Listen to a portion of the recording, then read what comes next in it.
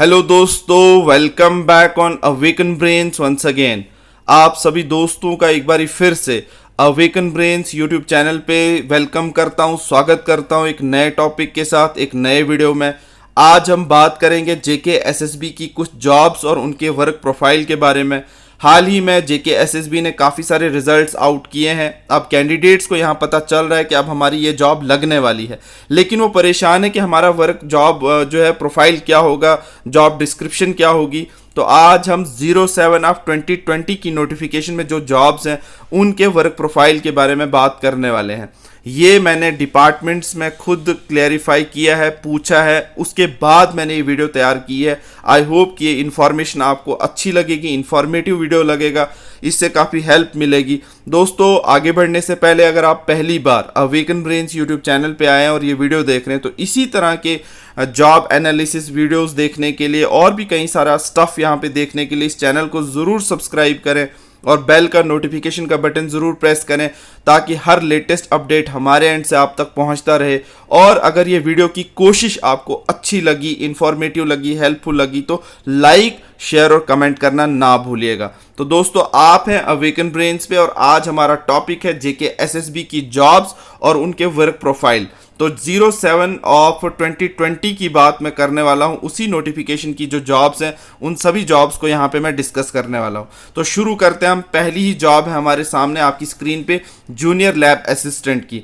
जो डिपार्टमेंट है skill development, इसकी जॉब है। उसके अंदर जो है सब डिपार्टमेंट है यहाँ पे पॉलिटेक्निक सेक्टर, जो पॉलिटेक्निक कॉलेजेस होते हैं, यहाँ पे डिवीजन वाइज पोस्ट है, यहाँ पे ये क्लियर कर दूं। और पॉलिटेक्निक सेक्टर के अंदर ये आपको पॉलिटेक्निक कॉलेजेस के अंदर ये जॉब जो है मिलने वाली है, जूनियर लैब असिस्टेंट। तो यहाँ पे मैं आपको बता दूं थोड़ा सा हल्का फुल्का, यहाँ पे डायरेक्टरेट ऑफ स्किल डेवलपमेंट कौन सा डिपार्टमेंट है, यहाँ पे ये 1981 में इस्टेब्लिश किया गया।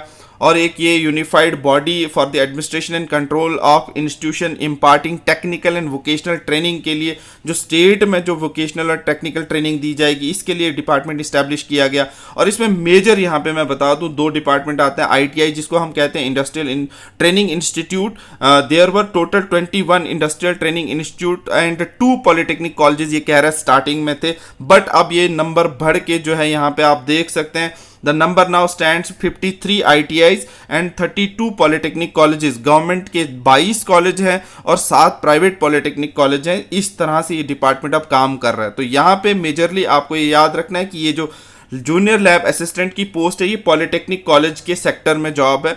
अब यहाँ पे हम क्वालिफिकेशन की बात करेंगे। वो आपको पता है कि क्वालिफिकेशन प्रिस्क्राइब्ड इसके लिए 10+2 विद साइंस रखी गई थी और equivalent qualification from a recognised board of school of education. तो यहाँ तक ये क्लियर हो गया।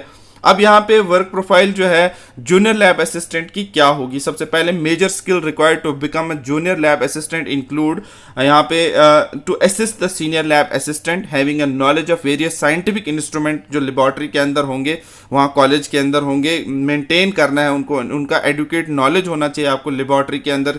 और उसमें must have enough patience to handle the work under pressure. यहाँ पे कहा जा रहा है apart from this, time to time जो आपसे डिपार्टमेंट रिक्वायर करेगा, depending upon the need and the time of higher officials, तो आपको वो काम करना है वहाँ पे जूनियर लैब असिस्टेंट की हैसियत से। अब यहाँ पे टास्क एंड ड्यूटीज़ के बारे में, जो मेजर टास्क एक जूनियर लैब असिस्टेंट का होता है, सबसे पहले एक्सपेरिमेंट्स को प्रिपेयर करने के लिए setting up of laboratory equipments को तैयार करना है, keeping accurate record, labelling specimens, cleaning and maintaining the lab, cleaning and maintaining the lab equipment and supplies. यहाँ तक आपको समझ आ चुका होगा, इसको ज़्यादा एक्सप्लेन मैं नहीं करूँगा क्योंकि काफ़ी सिंपल भाषा में लिखा गया है। उसके बाद taking direction from laboratory manager, जो लेबॉर्ट्री का सीनियर लेबॉर्ट्री असिस्टेंट होंगे, उनसे डायरेक्शंस लेनी, वो जो आपको बताएंगे आपको करना है।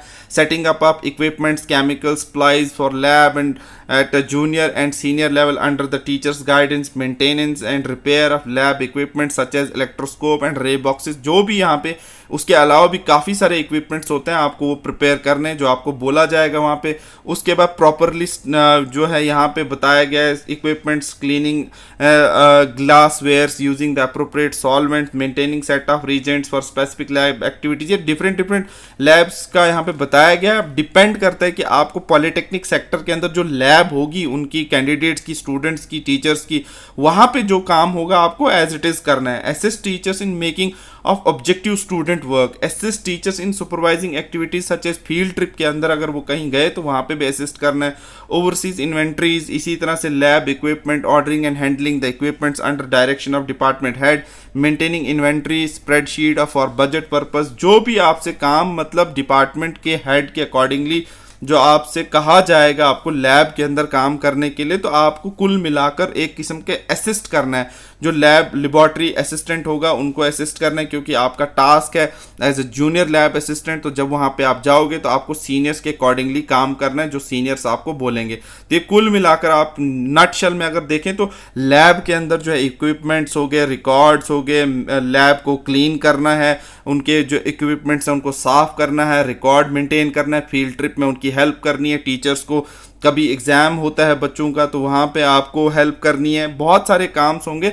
तो कुल मिलाकर आपको ये बात याद रखनी कि एज ए लैब असिस्टेंट आपसे काम लिया जाएंगे। परफॉर्म अदर असाइंड कंपेरेबल और transient duties which are within the area of knowledge and skill required by the job description. तो ये आपको ध्यान रखना है। तो कुल मिलाकर दो चीज़ें आपको यहाँ पे पता चल गई होंगी कि पॉलिटेक्निक कॉलेजेस के अंदर ये ड्यूटी होगी, और उसके बाद आपको लैब के अकॉर्डिंगली जो है जूनियर लैब असिस्टेंट को लैब रिलेटेड वर्क ही होगा। नेक्स्ट पोस्ट यहाँ पे है post of bee keepers field assistant grade 3 equivalent. ये एक ही पोस्ट यहाँ पे दी है, हो सकता है बाद में इनको बाइफरकेट करें, लेकिन फिलहाल ये एक ही रिजल्ट के अकॉर्डिंगली मैं बता रहा हूँ जो वहाँ पे नोटिफाई किया गया है। ये पोस्ट है जनाब, यहाँ पे आप देख सकते हैं department of agriculture production and farmers welfare, जो मेजर डिपार्टमेंट है उसके अंदर सब डिपार्टमेंट है directorate of agriculture Jammu and Kashmir, लेकिन ये डिस्ट्रिक्ट वाइज पोस्ट है, ये बात याद रखना। यहाँ पे आपको क्या करना है, क्वालिफिकेशन आपकी 10+2 थी विद साइंस, ये आपको पता है। टास्क एंड ड्यूटीज़ में बताया गया, यहाँ पे मैं बता दूं टास्क एंड ड्यूटीज़ में जो है B keepers field assistant grade 3 and equivalent की जो टास्क एंड ड्यूटीज़ है यहाँ पे आपको मैं बता दूं। B keepers field assistant help the beekeepers to manage and maintain the colonies of honey bees that produces honey and provide pollination services. The primary duty जो है B keepers field assistant is to assist the beekeepers and other field staff whenever they require. तो आपको उनकी मदद करनी है, B keepers की मदद करनी है, फील्ड स्टाफ की मदद करनी है। them to help to keep hives healthy and productive so they can yield honey and related byproducts such as bee wax वगैरह। यहाँ पे आपको उनकी हेल्प करनी।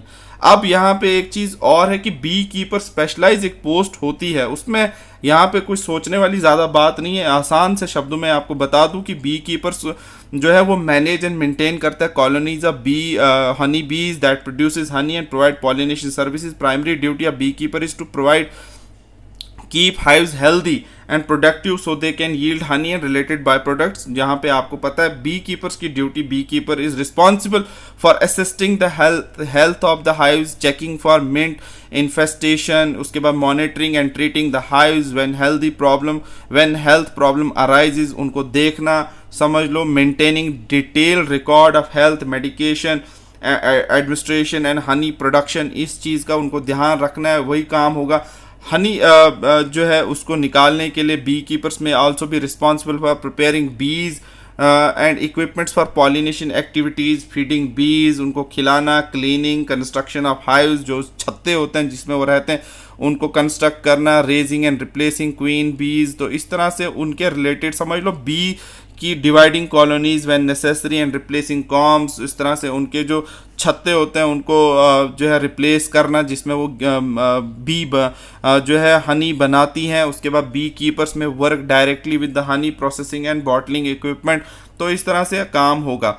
उसके बाद यहाँ पे bee keepers must work long hours during the warmest month, spending most of their time outdoor in the variable weather condition. Work may be required on nights, weekends and holidays. Beekeepers must wear special protective clothing such as veils, gloves and suits. They must properly use bee smoker.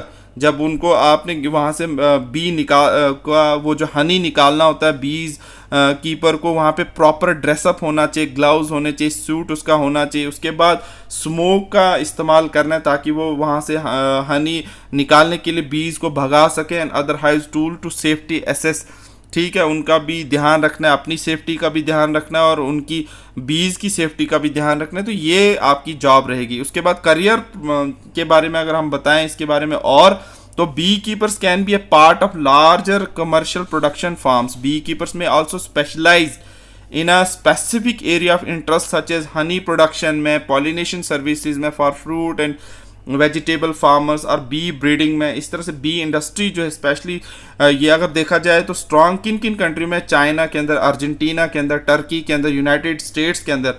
तो according to the food and agriculture organisation, जो United Nation की agency है, वो क्या कह रही है, food and agriculture organisation of the United Nation is specialised agency जो देखती है international efforts to defeat hunger, improve nutrition and food security.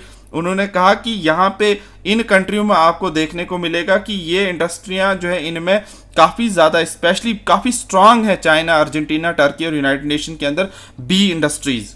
तो ये FAO का कहना है। तो FAO जो है यूनाइटेड नेशन की एक एजेंसी है। तो यहाँ पे आपका करियर जो है इन हनी प्रोडक्शन फैक्ट्रीज़ में, कंपनीज़ में हो सकता है। There are many international opportunities with major commercial operations if a beekeeper wishes to travel and work overseas। तो अगर दुनिया में और आप अपने कंट्री से बाहर भी जाना चाहते हैं तो इसकी काफ़ी सारी जो ये पॉपुलैरिटी है इन इंडस्ट्रीज़ की, मैंने आपको बता दिया कि चाइना, अर्जेंटीना और टर्की और यूनाइटेड नेशंस के स्टेट्स में इनकी स्ट्रॉन्ग जो है प्रोडक्शन होती है, काफ़ी लार्ज प्रोडक्शन होती है। तो आप वहाँ पे भी अपना करियर बना सकते हो इन फ्यूचर।